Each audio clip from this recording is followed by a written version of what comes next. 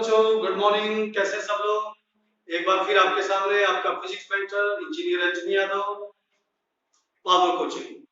तो बच्चों, I hope कि आप सब लोग पढ़ाई अच्छे से कर रहे होंगे अब तक, और रेगुलर पढ़ाई कर रहे हैं। हाँ, हालांकि मैं सॉरी बोलना चाहूंगा, काफी टाइम हो गया मुझे दूसरा वीडियो डालने में, बट अब रेगुलर टाइम पे आपको वीडियोस मिलेंगे और अच्छे से आपकी पढ़ाई होगी। तो हमारे साथ बने रहें। और आज मैं आप लोगों को एक बड़ा अच्छा सा कॉन्सेप्ट सिखाने जा रहा हूँ, that is on circular motion. तो सर्कुलर मोशन की प्रीवियस क्लास आप लोगों ने देखा होगा कि क्या कुछ मैंने बताया था कि सेंट्रीपिटल एक्सेलरेशन क्या होता है, टेंजेंशियल एक्सेलरेशन क्या होता है। आज उसके आगे मैं कंटिन्यू करूंगा कि कोई भी बॉडी अगर सर्कुलर मोशन कर रही है तो किस तरह से ये फोर्सेस, सेंट्रीपिटल फोर्सेस उस पे काम करेंगे। तो चलते हैं, ज्यादा हम लोग फालतू की बातें करने की बजाय अपने फिजिक्स पे कंसंट्रेट करते हैं। ठीक है बच्चों, तो लेट्स सी। यहाँ पर मैं अभी एग्जांपल दे रहा हूँ कि हमारे पास एक सर्कुलर ट्रैक है, और सर्कुलर ट्रैक जैसे कि कोई पार्क में कोई ट्रैक बना हुआ है, कोई रोड है जहां पर आप रिवॉल्व करना चाहते हैं। साइकिल तो आता ही होगा, सबको चलाना ही हो।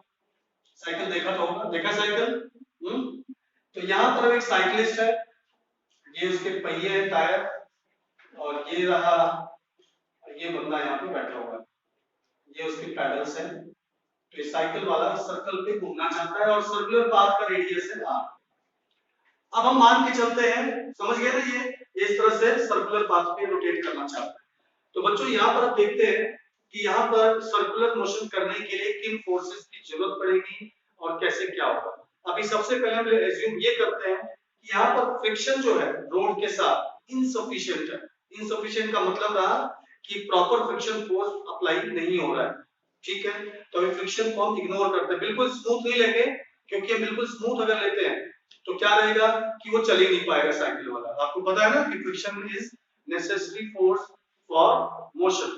ठीक है, तो हम अभी फ्रिक्शन को फिर भी इग्नोर कर रहे हैं। तो यहाँ पर हम देखते हैं कि फोर्सेस क्या क्या लगाए।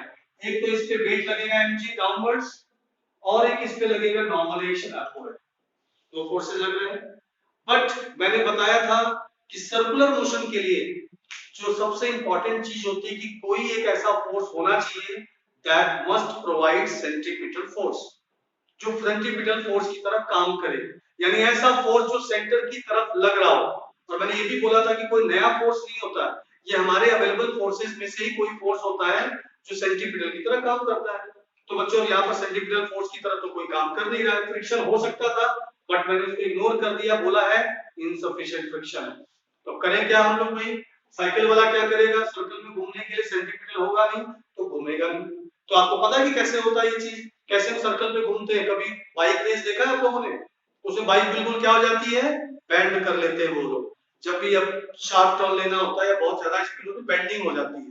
तो साइकिल वाला भी कुछ ऐसा ही करने वाला है। तो ये क्या करता है कि ये अपने साइकिल को बेंड कर लेता है बच्चों, इस तरह से। तो mg तो अभी भी डाउनवर्ड लग रहा है बच्चों, बट नॉर्मल एक्शन कैसा हो जाएगा, normal action will be in this direction, क्योंकि सरफेस के परपेंडिकुलर लगेगा। और ये इसका एंगल रहा थीटा। कितना एंगल बेंड हो गया साइक्लिस्ट, थीटा एंगल, अपने इससे इतना एंगल बेंड हो गया। इससे हुआ क्या, बेंडिंग से क्या हुआ, यहां पर देखिए अब n के दो कंपोनेंट्स हो जाएंगे बच्चों। वन इज, ये कंपोनेंट क्या होगा, ये थीटा, ये एंगल थीटा हुआ, तो ये होगा n cos थीटा, और इधर की तरफ एक कंपोनेंट आएगा, this is n sin theta. तो आप देख रहे हैं कि अब बेंडिंग के बाद we have one force which is acting towards the center of the circle। देख रहे हैं सब लोग? तो सेंटर ऑफ सर्कल की तरफ हमें एक फोर्स मिल गया है। वो फोर्स कहीं आसमान से नहीं उतरा है, आपका जो नॉर्मल फोर्स था उसी का एक कंपोनेंट है, जो यहाँ पर इस केस में सेंट्रीपिटल फोर्स बन जाएगा। It works like centripetal force. ठीक है, तो ये आपका रहेगा। और सेंट्रीपिटल एक्सेलरेशन क्या होता है, ac, जो हम लोग हमेशा लेते आए हैं। और ये साइक्लिस्ट v वेलोसिटी से चल रहा है बच्चों, और सर्कुलर पाथ का रेडियस यहां से सेंटर तक का रेडियस r है।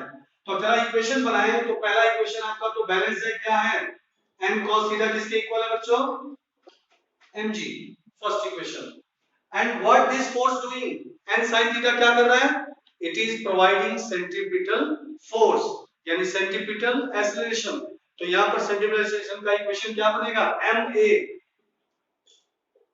ma, यहां पर एक जगह लिखूंगा ac, centripetal force. Centripetal acceleration MAC equal to क्या होगा n sin theta.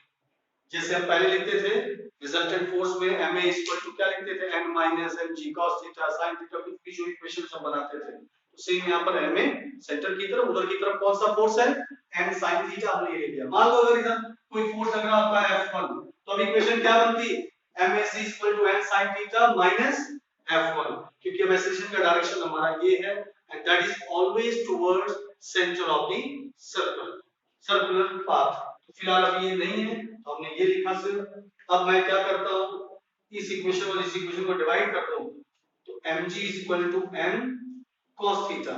If we divide these two, we have got mac upon mg is equal to n sin theta upon n cos theta. n और n cancel, n से n cancel, ac by g is equal to क्या आया sin theta by cos theta, क्या बन गया tan theta। तो यहाँ पर AC सेंटीपिटल एक्सेलरेशन जो होता है वो हमें मिला g tan थीटा, और AC आपको पता है क्या होता है v स्क्वायर, यहाँ पे लिख रहा है v square by r that is equal to g tan theta, that means v square is equal to r g tan theta, so v is equal to under root r g tan theta। अब यहाँ पर देखिए इस relation को थोड़ा मैं और लिख लूं, तो यहाँ पर डायरेक्टली लिख लूं AC का v square by rg tan theta, ये फॉर्मूला हमारे पास निकल के आया। तो पहली बात ये कि अगर बोला जाए कितना बेंड होना है, तो from where you can find from this formula tan theta, और ये किस पर डिपेंड कर रहा है velocity, radius and g। g तो चलो कांस्टेंट है, यानी कि आप जितनी ज्यादा वेलोसिटी से ट्रेवल करेंगे, वहां पर जितनी ज्यादा वेलोसिटी होगी आपको उतना ज्यादा बेंड होना पड़ेगा। जब आप बाइक रेस देखते हैं तो क्या होता है, वहां पर बिल्कुल वो एकदम जमीन से चिपक जाते हैं, इतना ज्यादा बेंड होते हैं, बिकॉज़ ज्यादा बेंडिंग करवानी है, वेलोसिटी बहुत ज्यादा है, तो यू हैव टू बेंड मोर। ठीक है, रेडियस के बारे में बात करेंगे। अगर रेडियस छोटा है, शार्प टर्न है, तो आपको ज्यादा बेंड करना पड़ेगा।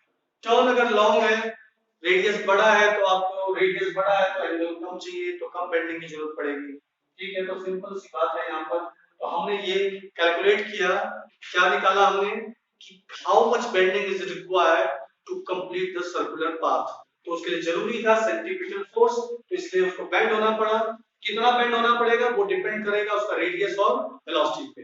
तो जितना शार्प टर्न का मतलब रेडियस छोटा तो हमें एंगल ज्यादा देना पड़ेगा, या फिर अगर आप बहुत ज्यादा हाई स्पीड से जा रहे हो तो आपको उतना ही ज्यादा बेंड होना पड़ेगा अगर सर्कुलर मोशन को सक्सेसफुली कंप्लीट करना चाहते हो तो ये रहा हमारा bending of cyclist. This is a topic और लाइफ में ये हम सब लोग रेगुलर यूज कर रहे होते हैं। वहां पर अब ये होता है भाई कि हम लोग कैलकुलेशन करने नहीं लग जाते कि भाई इस मोड़ से मुझे 60 के से जाना है 60 किलोमीटर पर आवर से, तो चलो बेंडिंग कैलकुलेट करें उतना एंगल झुकेंगे।